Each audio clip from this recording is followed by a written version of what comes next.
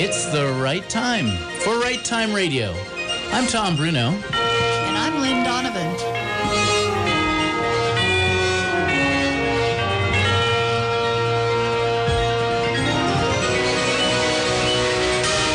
Welcome, everybody, to Right Time Radio every Friday at 10 o'clock in the morning. We're live here in the studio. And let me just introduce everybody. You've just heard Lynn Donovan introduce herself. Hi, Lynn. Hi, Tom. How are you? Excellent this morning. Thank you. And hi, Carrie. Carrie is our station manager and producer. Good morning, Carrie. Good morning. And with us today, super special guest, Bob Rundell. Good morning, Bob. Greetings and salutations. Bob, you don't write under the name Bob Rundell. What's your your pen name? I just use my initials, B.N. Rundell. All right.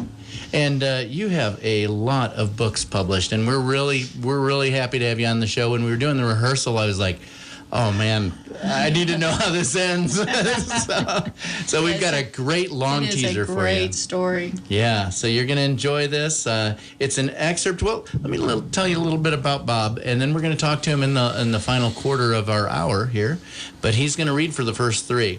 Bob you're born and raised here in Colorado, right? Correct, up in Salida. Yeah, and kind of a ranch hand yourself? Yes, sir. All right. And Howard and Salida. Then you graduated from Salida High and entered the Army. You were a paratrooper in the 101st Airborne. Thanks a lot for serving. Thank you for serving, yes. Yeah, and my dad was in the Airborne too, but I was saying he never got kicked out of an airplane. He got to stay. Why you would want to jump out of a perfectly good airplane I is love beyond it. me. It was fun. When you returned home from the Army, it sounds like you went to St. Louis and worked for General Motors, and then you got to do something that I had a Corvette. You got to be an inspector on the Corvette line, huh? On the final line of the Corvette, yes, sir. Oh, man. Did you drive them? No, that was left up to people that were a little bit crazier than I was at the time.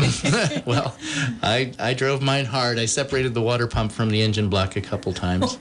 Did you ever do anything with Avanti? No. That was the Corvette base, yeah. I always liked the Avante. They were an awesome vehicle, but that was a Studebaker. Yeah. But they used the Corvette chassis, so, but Interesting. very interesting. Well, My grandfather was a head mechanic for Avanti. I've got some stories about Corvette that would be kind of interesting, but For sure. today. Another time. And another show. Another book. Maybe off air. So while you were in St. Louis, you met and married your wife and then moved back to Colorado, here in Canyon City. Yes, sir. Eventually. And then you had an insurance and real estate office, were called to attend Bible college. Yes, sir. And that sounds very exciting. And then spent 30 years in the ministry. You're now retired. You took over an insurance office in Canyon, which we were just saying right before we started that your nephew now runs? That's correct. Trent Rundell. It's the Allstate office. Here in Canyon? Yes. Trent Rundell. Fantastic. So there we go. Now this is amazing to me, though. You started writing at age 71, which means you're older than 71 now. A day or two. He don't look it. As you can see by the radio, look at your radio. He doesn't look 71. That's right. Just look right into the screen there. And amazingly, you already have 27 books published, and you're 71 and a half now. More on the way. You have a new series that's releasing this month, and actually, we're real excited that when did you release your last book? Yesterday. Yeah. This new book, Escape to Exile, is the beginning of a new series, and it released yesterday. And that's what we're going to be reading from today. And the plan is to release one book a month. It's a rapid release, and you're already on. Which book are you on the series? I'm almost through with number 5, and they'll be cranking them out, or I'll be cranking them out about every 4 or 5 weeks. Fantastic. So there's a series of 10, right? At least 10. At least 10. I think the publisher wants 12, maybe more. We'll see. He's got 4 daughters, all married, 11 grandchildren, and he's ready to read Escape to Exile. Go ahead, Bob. Sorry, B.N. Rundell. Chapter 1, Duel. The tall hemlocks and white pines in the park-like setting on the south bank of the Delaware River moved but little in the cool morning breeze.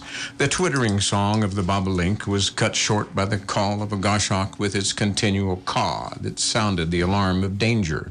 A brief moment of stillness was shattered by the barking of two Wogden and Barton dueling pistols that sounded like angry cur dogs and spat fire and smoke. The two men stood 20 paces apart, clouds of gray-white smoke briefly obscuring each. They had turned to face one another, pistols cocked and triggers set, their fingers lightly touching the hair triggers. At the shouted command, they had turned to face one another, with the older man taking a quick but careless aim and touching off his shot first, which was quickly answered by the tall younger man.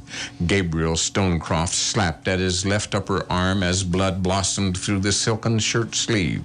The ruffles at the wrist of the hand that held the pistol caught some of the crimson that flowed from the wound. He looked across the clearing, seeing the result of his shot, and shook his head as he dropped his gaze to the pistol still gripped in his right hand. The other man, Jason Wilson, an experienced duelist, grabbed at his neck where red stained the torn cravat that now appeared tangled at his throat. His knees buckled as he fell forward, unable to catch himself before his face hit the grass and dirt. He lost his grip on his pistol. Two men rushed to his side, both kneeling beside him, one frantically trying to stay the flow of blood as the other shook his head, mumbling to himself. He lifted his eyes to the opponent and watched as two men hustled him away, shielding his back with their own. "I believe you've killed him," declared Ezra Blackwell, the lifetime friend of the combatant, Gabriel Stonecroft. "I didn't want to," answered the sandy-haired man. Only 19, he was just over 6 feet tall, pushed the scale at 190 pounds, with broad shoulders and tapered hips. He showed the stature and masculinity most admired by women and envied by men. With a square jaw, high cheekbones, hazel green eyes, and dark eyebrows that accented his piercing gaze and his chiseled features, he would be considered handsome by any standard. For 2 years, he had been an honor student at the College of Philadelphia, but he was most at home in the woods, where he and his lifetime friend, now his second, Ezra Blackwell, spent most of their time. "We had an agreement that we wouldn't draw blood, but when his shot took me in the arm, I had to answer in kind," explained Gabriel. "You had no choice," added the man on his left. Dr. Crittenden had accompanied many to their duels, and as a longtime friend of the Stonecroft family, he had not hesitated to join Gabriel and Ezra for their bout of honor. Gabriel had acted in defense of his sister's honor when Jason Wilson had made some lewd suggestions to her at a party that was considered a prominent social event in Philadelphia in the presence of her friends and her brother. When Gabriel stepped forward to demand an apology, Jason Wilson laughed, both at Gabriel and his sister Gwyneth. "Ha! Neither of you is worth an apology, even if one has called for," shouted the impudent man, slurring his words as he tried to steady himself on a nearby handrail. Wilson was from a prominent and wealthy family, his father serving on the Second Continental Congress, and his mother's brother, John Rutledge, one of the first justices of the Supreme Court. Jason Wilson was a ne'er-do-well who had the reputation of a drunkard, but his family had always tolerated his behavior, and their influence had kept him out of jail. Gabriel stepped forward, but was stopped by his sister's hand on his arm. His nostrils flared as he turned to Jason Wilson. "My second will call on you to set the time and place for our meeting," he snarled, breathing deep as he fought his own restraint. "So be it," Wilson laughed, then stumbled from the room. Those nearby were silent and turned away to leave, knowing nothing could be said to avert what each one knew was coming. Oh, this is Escape to Exile by B.N. Rundle. It is so good, guys. Stay with us today because this is excellent excerpt from this book. And we're going to take a break for commercials, and we'll be back right after this.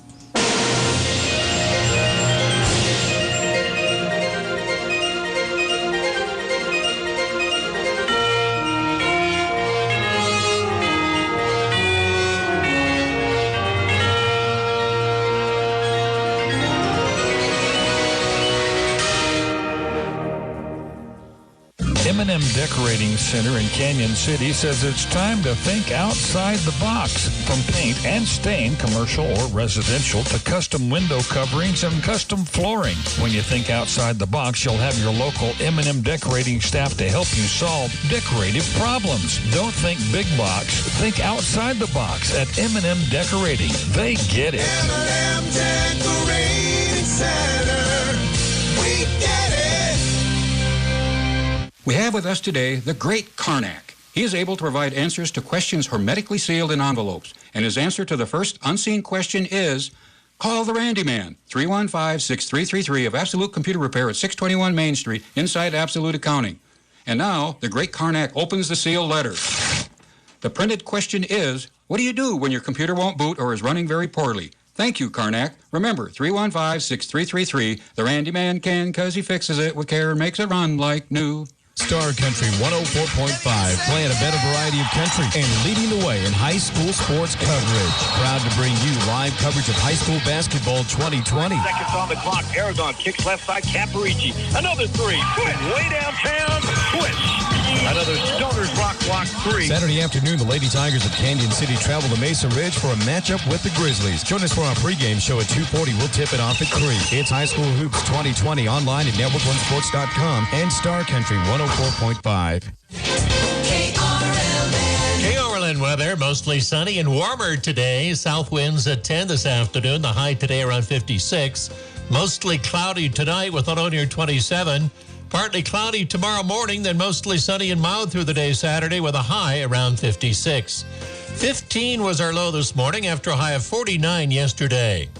48 degrees currently at the weather station. Talk Radio 1400, KRLN.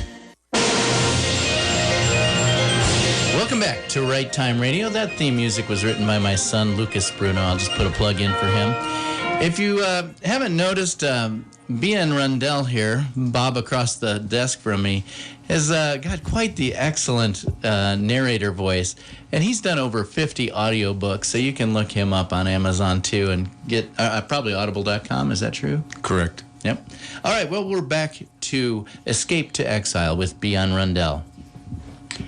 The three men stepped into the waiting rowboat, manned by two hired sailors, to return to the north shore of the river in the carriage that would return them to the family estate.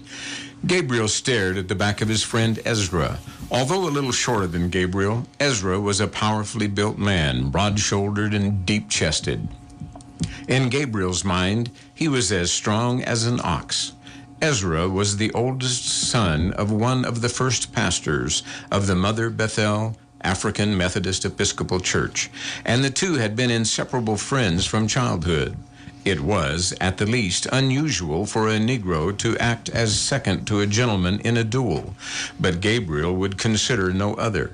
The role of the second was to supervise the loading of the pistols, and the second of the offended party would have the choice of positions, pistols, and would also call the cadence or count the steps as the duelists stepped off to their places before returning to fire. It was also their duty, if anyone did not abide by the rules, to enforce them, even to shooting the offender. But this duel had gone strictly by the rules of the Code Duello, and the only offense had been the broken word of Wilson after the two had agreed to shed no blood. Ezra breathed deep and turned on the seat to look at his friend. "You know, this won't be the end of it." "I'm afraid you're right. As cantankerous as Jason was, his father is worse," answered Gabriel. "He was their only son," explained the doctor, "and his father always bailed that boy out of trouble and never made him take any of the consequences. You know, of course, that he's been in 3 duels before this and killed them all." "Yes, sir, I knew that. But after what he said and did with Gwyneth, I couldn't let it slide.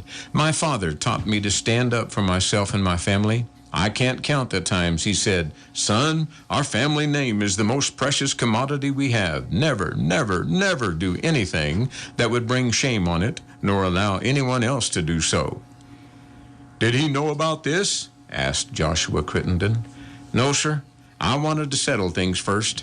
I know he wouldn't want me to do it, but neither would he try to talk me out of it. He places a high value on a man's character, as well he should, and as he always taught me to do. But he might have wanted to take my place, and I couldn't have that." Unless I miss my guess, old man Wilson will either come after you himself or he'll hire some thugs to do the deed for him. I would think you should disappear, at least for a while, and maybe this will blow over. Doc, you know it won't blow over. Even if the old man were to hunt me down and kill me, he wouldn't be satisfied. I think he'll try to destroy everything and everyone, suggested Gabriel. You might be right, replied the doctor as he lifted his eyes to the nearing shore. Do you want me to accompany you home? Gabriel looked down at his bandaged arm. I think this will be all right. Anything special I need to do? Just change the bandage, keep the wound clean, maybe put a little alcohol on the wound, and that's about it. Thanks, Doctor, answered Gabriel, then looking to Ezra. I'll just have Ezra here tend to it. He's pretty good with that kind of stuff. Ezra grinned. I'm going to take great pleasure pouring alcohol on that wound. I bet you will, chuckled Gabriel, standing to leave the boat. They took the doctor to his office, then started to the family estate. Gabriel turned to Ezra. So, what do you think? Will I need to leave the country? A slight grin tugged at the corners of his friend's mouth, and Ezra chuckled as he answered, If I didn't know better, I'd think you'd planned it this way. You've always wanted to strike out for the wilderness and leave all this civilization behind. Want to come with me? Asked the grinning Gabriel, watching his friend try to keep from smiling. It was an impressive, historic two-story brick home built by the secretary to William Penn, James Logan, and had 6 curtained windows that stared down from the second floor as if showing their displeasure with the young man of the house. 3 gables, framed by 2 towering chimneys, overlooked the estate in a circular roadway that enabled visitors to step from their carriages within mere steps of the front door. When Gabriel and Ezra stepped down, Gabriel lifted his hand toward the driver. Thanks, Thomas, and dismissed the coach. The 2 friends walked into the home and were greeted by the Stonecroft patriarch, Betcher Hamilton Stonecroft, who was standing at the foot of the stairs, elbow on the newel post at the end of the banister. The man had built his sizable inheritance into a massive fortune with wise investments in shipping and manufacturing, reaping considerable profits by supplying the Continental Army with weapons and cannon. He now looked at his only heir with skepticism, relief, and consternation. His furrowed brow showed his concern as he waved the 2 into the study. Well, I am relieved to see you walking, and apparently not too badly injured. After what your sister told me, I can't say as I blame you. What about Wilson? Asked the elder statesman. I believe him to be dead, explained Gabriel, somber-faced but looking directly at his father. The older man sighed heavily. I was afraid of that. I believe you have no other recourse than to leave immediately. Gabriel had not expected his father to be so adamant and had hoped he might have some alternative. He leaned forward. What do you suggest? Get as far away as you can, as quick as you can. But what about you and Gwyneth? Don't concern yourself with us. I believe your sister will soon wed Hamilton Claiborne, and he is bound to take her to Washington. Washington? Why there? They're already talking about moving the capital to Washington, and he is soon to have his law license, and I believe they are a good match. But won't the senior Wilson come after you if I'm not here? Asked Gabriel, scowling as he scooted to the edge of his chair. Ha! That popinjay doesn't have near the influence and money he pretends to have. Oh, don't get me wrong, he'll try to exact some kind of revenge, but he'll send some thugs. And when they find out you've gone, he won't dare lift a hand against me. I'll have his head in a handbasket. Ha! He pronounced with a smack of his fist on the desktop. He stood up behind the desk, leaned forward. Besides, haven't you always wanted to try your hand at exploring the wilderness? Gabriel was surprised by his father's suggestion. This man had always emphasized education and position, but he now stood to his feet to turn aside. Of course I have. Every time I walked into this room. He waved his arm toward the walls, which were mounted with maps, elk antlers, gun racks, and other weaponry that told of his father's many exploits and adventures, both here and abroad. From the first time you told me of your hunts with grandfather and your fighting with Morgan sharpshooters, I've wanted to have my own adventures, not for trophies or battles, but to explore and see more of this great land. Mr. Stonecroft glanced at Ezra. What about you? It seems to me every time he, motioning to his son, went into the woods, you were with him. I'd sure like to. "But I don't know what my father would say," answered Ezra. "Suppose you go find out and get back if you can." Ezra jumped to his feet, waved to his friend, and ran to the door. Betcher Stonecroft turned to his son. "So, what say we start getting you packed?" suggested his smiling father. Chapter 2, Departure. He doffed his silk blouse for a coarse linen hunting shirt, his breeches and spatterdashes for durable linen trousers, and his cravat gave way to a neckerchief. Buckled shoes were surrendered in favor of boots, and his waistcoat and coat were replaced by a woolen greatcoat. Even the tricorn was replaced by a broad-brimmed felt hat. Gabriel stood before his father, hands held out to his sides to model his new attire, and his father grinned. "If I didn't know it was you, I would find it quite difficult to recognize you." "As you said, the wardrobe of a gentleman is not suitable for the wilderness. I hope to find an Indian village, perhaps Potawatomi, and trade for some buckskins." "That would be wise. When I went with your grandfather, we both wore buckskins. But of course, that was many years ago," mused Betcher. "Come, join me in the study." As they stepped into the man's lair, Gabriel noticed several items arrayed on the old man's desk. He watched his father pick up the smaller item, a finely crafted Flemish knife. "This is the type of knife used by the coureur de bois, and both fit this sheath." He pointed to the leather sheath that held the drop-point knives, one about 13 inches and the second about 8. "You can carry it at your belt, in your boot, or between your shoulders at your back, or you can add a neck thong." Handing the knives and sheath to his son, he turned back to the desk and picked up a rifle. He grinned as he handed it to Gabriel. But father, that's your Ferguson." "That's right, and if you remember, there were only 5 of us in the sharpshooters during the War of Independence who were equipped with them. But you know all that, and you've proven you know how to use this. Don't forget, use beeswax on the breech screw every, 50 rounds or so." "I am honored that you would allow me to take it, Father." The gray-haired man dropped his eyes, cleared his throat as he turned. "And this, you've wanted it since you first used it." When he turned back to face his son, he held a Mongol recurved composite bow in his hands. Although unstrung, Gabriel recognized it as his weapon of choice. He had become expert with the powerful weapon, using it many times during his forays into the woods. With a core of bamboo, horn on the belly and sinew on the back, it was all bound together with animal glue and covered with a thin layer of birch bark. With an effective range of 500 yards in the hands of a master, it had often proved more lethal than a common rifle or musket. Betcher held it, and the hard leather quiver full of arrows that measured over a yard long, with the tail feathers of an eagle for fletching. "Now there are 3 whistling arrows in there, but the others have metal blades for points." "Father, this is the pride of your collection," declared an astounded Gabriel. "Yes, but that didn't stop you from sneaking it out every chance you got," answered the elder, chuckling. "Now, I suggest you take your pick of the other rifles to have as a backup, and probably one for Ezra if he's coming. Now here," he picked up an obviously heavy drawstring pouch, "is enough gold to keep you well supplied for some time. You should also purchase some trade goods to be used as you travel. However, I will make arrangements with my lawyer, Sutterfield, to set up an account at the bank for you to draw on as needed. The details are written out and in the pouch." He paused and leaned back to sit on the edge of the desk, then lifted his eyes to his son. "I'm getting old, and I don't know how much time I have left." He held up his hand to stay the objections of his son. "I have made out my will, and except for a pittance of an allowance for Gwyneth, my estate will be liquidated and deposited in the account that will be set up by Sutterfield. Now, it will be at your disposal, and probably your heirs as well."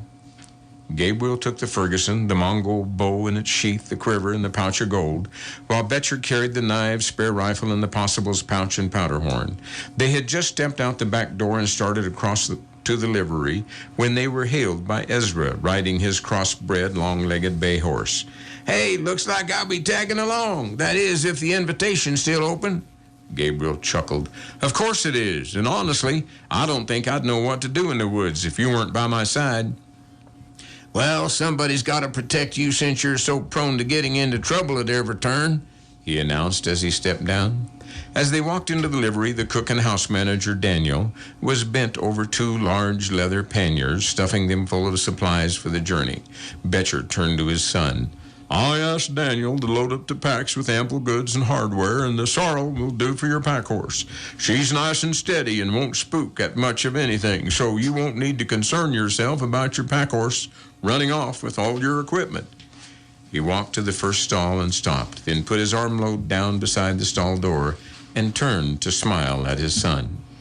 Okay, I hate to do this, but we have got to take a break. It's just part of the rules, people. But we will be back with more of Escape to Exile by B.N. Rundell after these messages.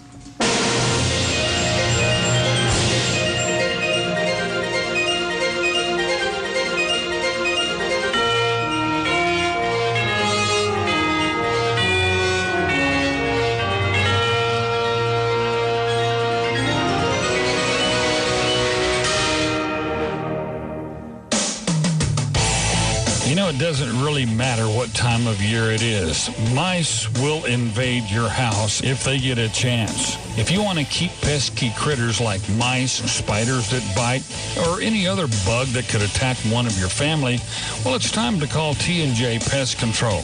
Their number is 275-4893. Call for a free estimate. T&J Pest Control, Canyon City.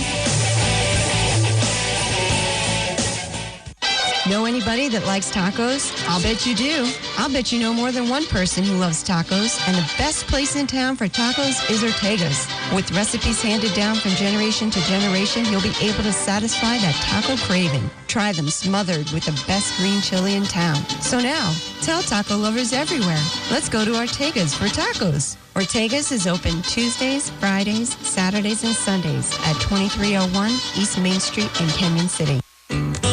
Hi, this is Pastor Mike Wooldridge from Living Word Foursquare Church, inviting you to listen in to our new program called The Living Word on 1400 KRLN at 9 a.m. every Sunday morning. Our messages and lessons are right out of the Bible. We are a non-denominational church who believes in the written word. Join us for Sunday worship and fellowship at 10 a.m. at 1710 Mariposa Road in Canyon City. And tune in every Sunday at 9 a.m. to 1400 KRLN.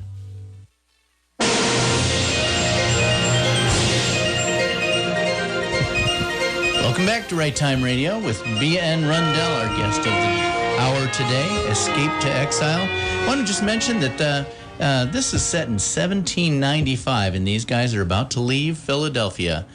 Bob? Betcher Hamilton Stonecroft walked to the first stall and stopped, then put his armload down beside the stall door and turned to smile at his son. You don't mean... started Gabriel, but was stopped by his father's upheld hand. Yes, I do. Ebony here's the best traveling horse I have, and you will definitely need him. Besides, ever since I bought him from that gypsy, nodding at the stall, he's been chomping at the bit to get out where he can stretch his legs. Gabriel stepped to the half door and reached up to stroke the head and cheeks of the black horse, who answered with a low rumble and using his lips to nibble at Gabriel's arm. The two had been friends and companions for over a year since he first came to the family and had been together on all the recent journeys into the woods. Standing just shy of 16 hands, long-backed with a big rump and well-muscled forequarters, the stallion lacked a touch of color anywhere, so the name Ebony suited him well. According to that gypsy, this horse is of the Andalusian breed, and that long mane and tail are typical of show horses. But where you're going, you might want to trim 'em up a mite, suggested Betcher. Also, since you'll be traveling incognito, I suggest you take my saddle instead of that fancy one of yours. With a fancy horse and saddle under you, you won't pass for a typical farmer or laborer. So trim him up first chance you get. His father's saddle was similar to the dragoon saddles, with 2 holsters for pistols beside the minimal pommel, metal stirrups and thongs for a bedroll behind the cantle. As he lifted the saddle, he saw that the holsters both contained pistols, but he hastily finished saddling the horse, led him out of the stall and into the light. He was closely followed by Daniel leading the sorrel pack horse, pack and panniers aboard. Gabriel tied on his bedroll, slipped the Ferguson into the scabbard, hung the quiver of arrows beneath the end of his bedroll, and slipped the sheathed bow between the stirrup leather and the fenders. As he turned, his father said, "I've tied the spare rifles aboard the packs, and there's more powder, lead, and molds in the pannier." He looked wistfully at his son, tears welling up, and held out his arms for an embrace. As the two men hugged one another, nothing was said, but everything was deeply felt. When they stepped back, each forcing a smile, Gabriel was the first to speak. "I will miss you, Father." "And I you, my son. But even if the duel had not happened, this time was coming upon us anyway. All I can say is, make me proud." "You know I'll always do my best," choked Gabriel, quickly turning to mount up. As he swung his leg over his bedroll, he settled into the seat, then took one last look at his home and his father. "Give Gwyneth a hug for me, and tell her I'll always be thinking of her." "I will," answered his father simply, stepping back. The two men rode from the estate into the dwindling light of the day, knowing darkness would soon be upon them. But they were traveling familiar roads and wanted miles behind them. They rode silently for several miles until Ezra asked, "You have any idea where we're going?" Gabriel chuckled. "Into the sunset?" Ezra laughed. "Can't you ever answer a question outright instead with all that flowery imaginative stuff?" "How about I just say into the darkness?"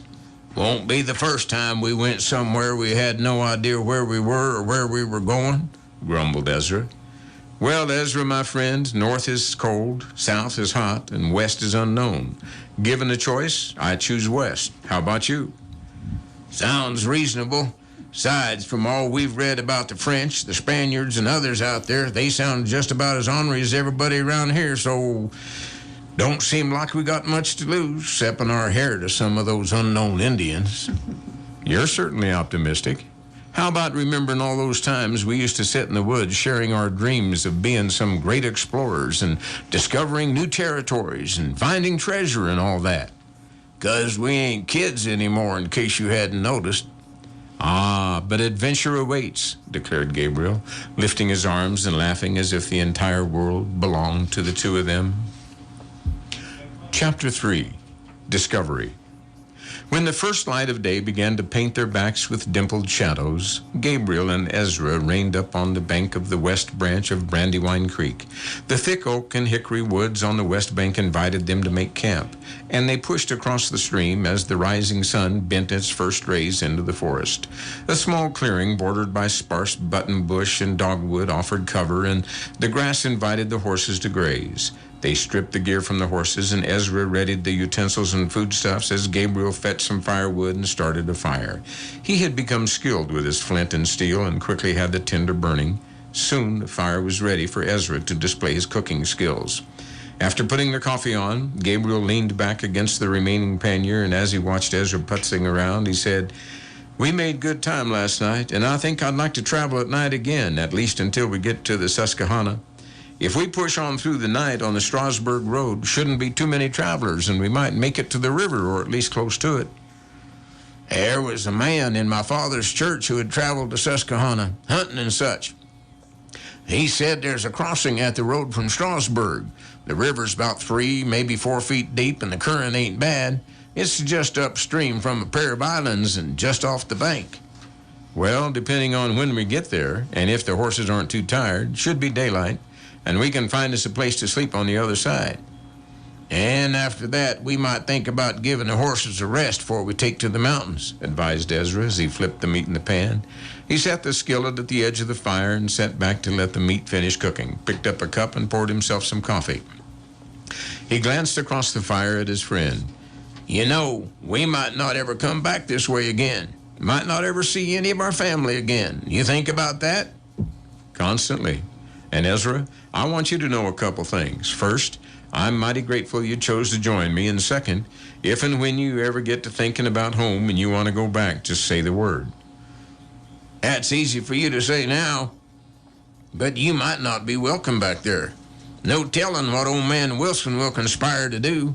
For all we know, he already has somebody on our trail," declared Ezra, sipping his coffee and looking over the brim of the cup, wide-eyed. "But what I meant was, if you get a hankering to go home, and even if I can't, don't feel obligated to hold my hand like a school kid. You just get and skedaddle, understand? Responded Gabriel. Ezra chuckled.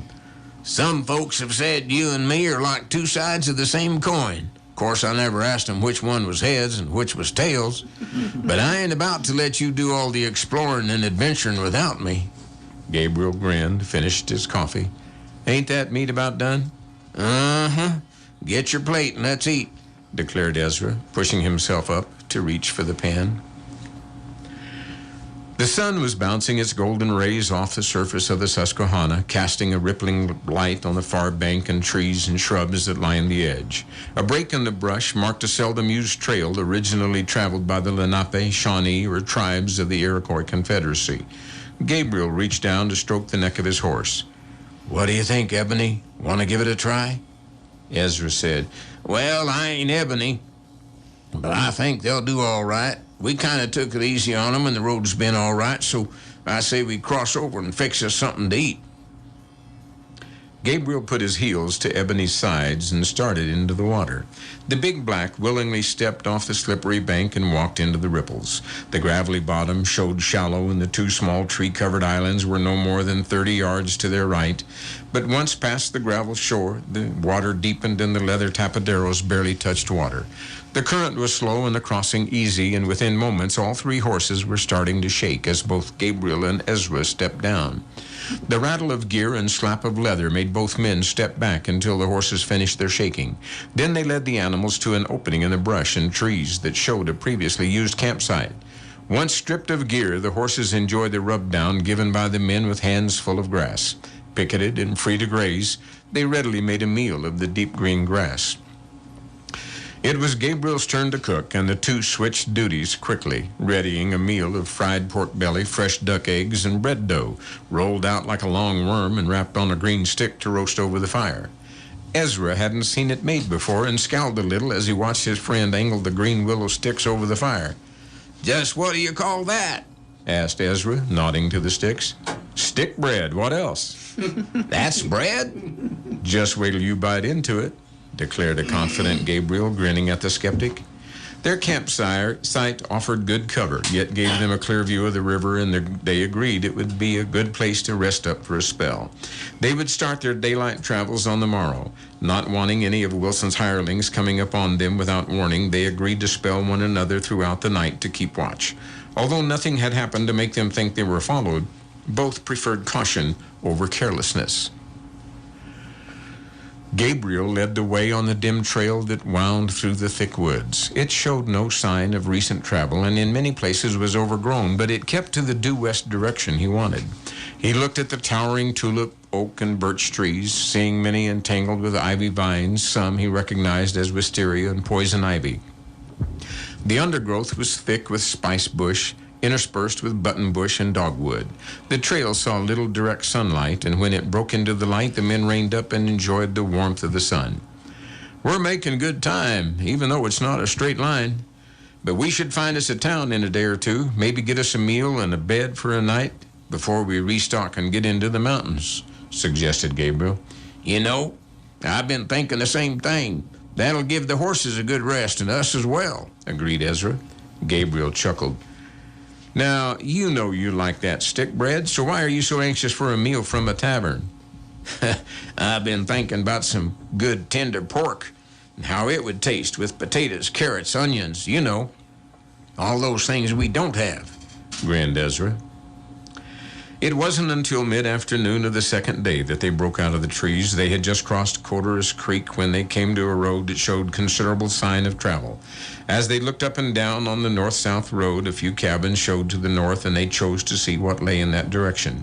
Shortly, they came to a carved sign that said Hanover, 2 miles. They looked at one another, grinned, and with nothing more than a nod, started north to Hanover. They were surprised at the size of the town. Many log homes lined most streets, with several lying in the area beyond and nearer the woods. The main thoroughfare held several hotels, stores, and a variety of other businesses built of brick and limestone. Gabriel spotted a sign swinging from a metal rod that said, Sign of the Horse, with a galloping steed as the background. He looked at the broad, multi-paned window that had the name painted across the top with smaller letters that said, This inn owned by Jared Reinecker. He glanced at Ezra to see a smiling and nodding face, and after craning around to spot a livery, they pointed the horses to the large stables and were soon walking the boardwalk back to the inn. As they pushed through the door, several faces seated at the long bar turned to the newcomers, then, without a word, turned back to their drinks. Gabriel pointed to a corner table, and they seated themselves as a barrel-shaped man with a stained apron stretched across his girth came to stand beside them. He nodded, smiling, and asked, "And how may I help you?" "First, we'd like a meal, and perhaps a tankard of ale. Then a room if you have any available," stated Gabriel as he leaned forward on the table. The innkeeper smiled and nodded again. "Yes, sir. Be happy to serve you. We have roast pork with all the fixings, if that suits." He saw their accepting nods and continued, "I'll be right back with the ale." He turned on his heel and quickly departed to turn their order into the kitchen. And as he rounded the bar, a large man grabbed at his arm, grumbling something Gabriel could not hear. When the man turned to look in his direction, with a scowl on his face, he expected trouble and whispered to Ezra, "Here it comes." Okay, that is your excerpt of Escape to Exile. I have to say one thing. The difference in men and women, the women would have been visiting the entire trip, wouldn't they, Carrie? And the men just look at each other and nod. I saw you highlight that. We would have known everything about each other since birth. Anyway, we are going to break for a commercial, and I do want to take a moment to thank Fremont Regional Hospice for sponsoring us. We so appreciate you guys letting us be on the air and paying for it, and we just really want to give a shout out to you. If anybody's in need of their services, we recommend you try them.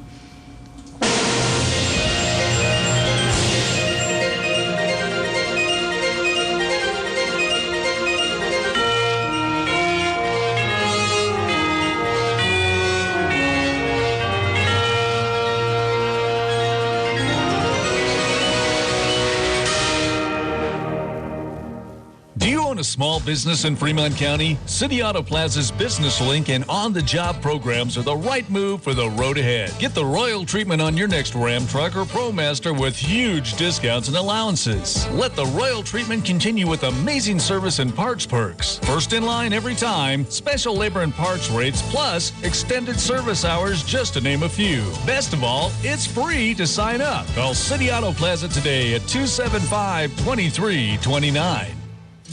Colorado has a website that will save you time. And what's more valuable than that? Visit colorado.gov/tax. Find the answers about filing taxes in Colorado. New to the state and have questions about filing Colorado taxes? Are you a business with questions about your state sales tax? All your answers are just a click away 24/7. Colorado.gov/tax even has a quick answer section to many frequently asked questions. Make filing taxes easier. To learn the facts, visit colorado.gov/tax. No need to call when the answers are just a click away. On colorado.gov/tax, you can find instructional videos, numerous toolkits, and information for free in-person and online tax classes. Visit colorado.gov/tax. It's your free resource to everything you need to know about Colorado taxes. Sponsored by the Colorado Department of Revenue, the Colorado Broadcasters Association, and this station. In Christ, God is writing a comeback story for you. But we don't call it a comeback if it's the same old you who's been here for years. You don't call it a comeback if it's only about getting what you always wanted. You call it a comeback because life in Jesus means the death of the old you. And through faith in Jesus, the real you begins to live. Dr. Michael Ziegler, this week on The Lutheran Hour. The Lutheran Hour is brought to you by St. John's Lutheran Church in Canyon City. Listen Sunday mornings at 8 a.m. here on 1400 KRLN. KRLN weather, mostly sunny and warmer today. South winds blowing at 10 this afternoon. High today around 56. Mostly cloudy tonight with a low near 27. Partly cloudy tomorrow morning, then mostly sunny and mild through the day on Saturday with a high around 56. 49 was our high yesterday with a low this morning of 15. Now from the weather station, we have 51 degrees. Talk Radio 1400 KRLN. Welcome back to Right Time Radio. Hey, you need to submit to Right Time Radio. Right Time Radio, we're always trying to get local authors to get some exposure. You know, if you've written something great, as B.N. Rundle here has, and we're going to talk to him in a second, submit it to righttimeradio@gmail.com. We'll take a look, and we'll get back to you one way or another, whether it's material appropriate to be on the radio. There's my radio voice. All right, and then if you want to check if you want to listen to previous broadcasts and check out what we've done here at Right Time Radio, we've done everything from radio dramas, which is of course our prime thing that we always look for, to great westerns that are very appropriate, locally set by local authors like Bob Rundell here. And every once a quarter now we're doing a poetry day. Mm-hmm. Carrie's going to write something for us for next one. But just check us out at righttimeradio.my-freeweb.website, and you can see that there. Something like that. Now let's get. I want to know, how do we get your books, Bob? They're available just about everywhere, of course, primarily at Amazon. They're available on Kindle at Amazon. They start off at a whopping 99 cents. Oh, my gosh. But paperbacks are also available on Amazon. And then, of course, just about any place you buy books, they are available. They might not have them in stock, but they can order them in for you. Barnes & Noble, that's the easiest one. Barnes & Noble. The Springs and online, Pueblo. Goodreads, just any bookstore has access to it, and they can order them in for you. Fantastic. And now, how, are any of these on audiobook as well? I didn't ask you that earlier. I only put one on audiobook. That's the young adult novel Start Answer. Mm-hmm. That's when I first started out. I put it on audiobook, but the time that it takes to put it on audiobook, I can write a book. And I get much more pleasure out of writing than I do out of recording some others. So. Absolutely. And now the stories, this story just feels like it's meant to be read aloud. This one for sure. And you before you started writing at age 71, you did a lot of audiobook recording. Is that true? I did. I recorded a little over 50 books, but that was over the course of just a couple of years before I started writing. And did you find that helped with your voice and when you actually chose to start writing? 30 years of being in the pulpit did more for my voice. I didn't think about that, but that's why I asked the question. God inspired. I do think when you read a book out loud, if it doesn't read well out loud, it's not going to read well in your head either. Yeah. My wife is my first line editor, and I write a chapter, I read it out loud to her, and she gives her comments, and so it has to flow that way for the wife. If I could get my wife to sit still long enough, I'd read her my books. You're both very busy, so. Yes. All right, so you have got several series out there in publication now. What was the first one you put out? The first series was the Buckskin Chronicles series. How many are there in that series? 10-book series that follows several generations of one family. It's all set in the Rocky Mountains, starts in Wyoming, comes down into Colorado. So listeners love Westerns. And authentic Westerns. Yes, sir. Yeah, real good. The second series is the Rocky Mountain Saint series, also set in the Rocky Mountains and does come down more into Colorado. Has much to do with Bent's Fort and goes over to the Sangre de Cristo Mountains and on over the San Juans. Tells some of the local stories. When Fremont came through is one of the books, and it's all set in familiar country. Yeah, that would be an interesting story. That we'll leave that for the readers to go discover. Now it's called Rocky Mountain Saint. The Rocky Mountain Saint series. Yes. And how many books are in that one? 14 books in that series. And again, those are available mostly on Amazon, Yes. but you can get them ordered other places. Yeah, these sound like great books. And then you've got some standalone books. Yes, sir. The one I previously Westerns mentioned. Also? Well, Star Dancer is a young adult book primarily, but it's about a young Indian boy that captures a Mustang, trains it, and takes it to competition, set in current time. The second book is Ridin' Lonesome, which is based on the true story of my grandfather, who was quite the rascal. And then there's... Well, so were you, weren't you? Then there's Christmas Bear, which is set up in Poncha Springs right after the First World War, about a family and their struggles right about Christmas time. Okay, and then there's Stonecroft Saga. The Stonecroft Saga, which is this one that just released yesterday and has already hit number one new release in 3 different categories, and is setting at number 2 and 3 on the bestseller list on several categories. And your plan is to publish one a month? That's what the publisher wants to do, is to release one a month. I have the release dates for the first 6. Cool. And the next one will be on February the 20th. All right. One a month look thereafter. Forward to that. Yeah. Yeah, and Bob, did you are these books available in paperback anywhere in town? Do you know? Just from me. I don't think there's any stores in town that stock them, although they can get them through their regular sources. But I have them available too as as an individual. You know, Kaleidoscope has been real good with local authors too. We coordinate with them on a lot of getting their author of the month put onto Right Time Radio. We might check with them because Lynn has got her books there, and I was supposed to. Yep. And I have haven't made it by. He's a busy man. Well, that's only partly true. I also forgot the last time I was able to do it. But that might be a good place, you know. So I'll do that. Because anybody who was listening to this hour, I think, is going to want to pick up your book. It was a great book. And if you don't, do, because they really are awesome. Do we have time to talk about his covers? I think real briefly, 2 minutes. Yeah, because I just thought it was super interesting the way you get your models for your covers. Can you tell us, especially the woman that you got? The first series were designed by Larry Martin, who is also an author and one of the main characters of the Wolfpack Publishing, and used his son as the model.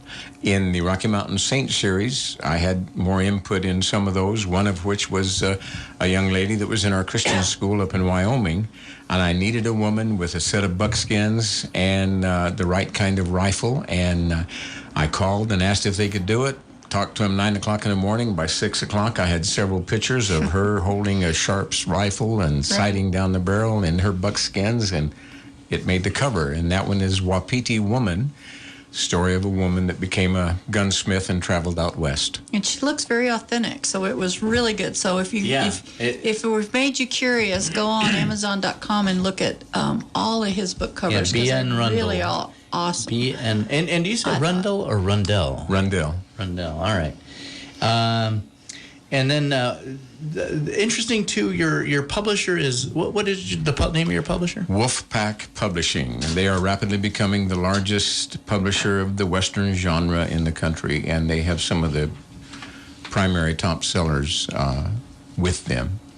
Fantastic. Like what other authors, not that we want to promote them right now, but since you're going to be competing with them. Curious. Benton, Werinsky, Martin, several others. Wow, that's fantastic. Now, yours is Christian Historical Western, correct? In a broad spectrum, yes, Okay. Christian historical Westerns, simply because they are historically accurate, they're set in the West, and they're written by a Christian. Clean, and they have the Christian story in them, too. They have a moral. Hey, exactly. Bob, we are so glad to have had you on the show. Yes, we have to thanks wrap for up coming. for the news at the hour. But It's been a pleasure. Thank you. Thank you, Bob. And B.N. Rundell, thanks for listening to Right Time Radio.